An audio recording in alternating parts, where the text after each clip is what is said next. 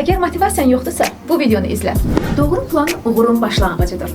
Deyirlər, Napoleon Bonaparte döyüşə getməzdən əvvəl həmişə bir cümlə deyərmiş. Uğur dəqiq planın nəticəsidir. Onun ordusunun sayı az olsa belə, döyüşlərdə planlama bacarığı sayəsində çox vaxt qalib gəlirdi. Leonardo da Vinci təkcə dahi rəssam deyildi.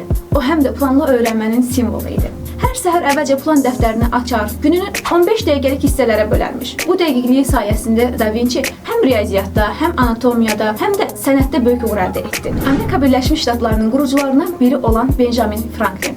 $100 üzərində olan şəxs, bəli. Gəncliyindən belə bir vərdiş qazanmışdı. Hər səhər bir cümlə yazardı. Bugün nəyi daha yaxşı edə bilərəm? Gecə isə yazırdı. Planıma nə qədər sadiq qaldım?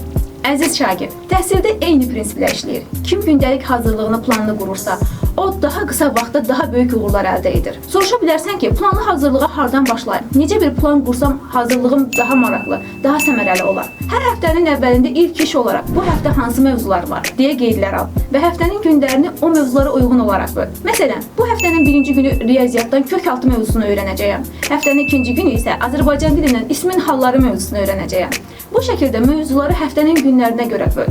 Daha sonra isə hər gün üçün konkret plan qur. Bugün 2 saat video dərs izləyəcəyəm, 90 dəqiqə canlı dərsə qoşulacağam, 30 dəqiqə test tapşırıqlarını həll edəcəyəm. Bu şəkildə bir plan zehnini xaosdan xilas edərək rahatlaşdırır, həm də stressini azaldır. İndi isə gəl səninlə Plan Repeator'dakı bir gününü birlikdə planlayaq. Günün mövzusunu ilk öncə video dərs ilə öyrən. Video dərsi izləyərkən özün üçün qeydlər apar. Bəzi hissələri başa düşmədinsə, o hissəni mütləq təkrar izlə.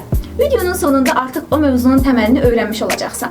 Daha sonra o mövzunu bir də onlayn canlı dərsdə öyrən. Çünki hər nə qədər video dərs ilə mövzunu başa düşmüş olsan da, canlı dərs fərqlidir.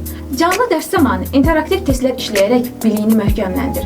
Sonra isə o mövzu ilə bağlı test tapşırıqları və səhvlərin analizi. Əgər lazım gələrsə, həmin mövzuya bir daha qayıt. Video dərsi və ya canlı dərsin video lentini izləyərək mövzunu möhkəmləndir. Unutma ki, heç bir uğur təsadüfi deyil. Düzgün planlanmış əməyin nəticəsidir. Hər gün kiçik addımlar at, hər səhvini analiz et və özünə mütləq inan. Biz səni çox sevirik. İmtahanda uğur qazanacağından əminik.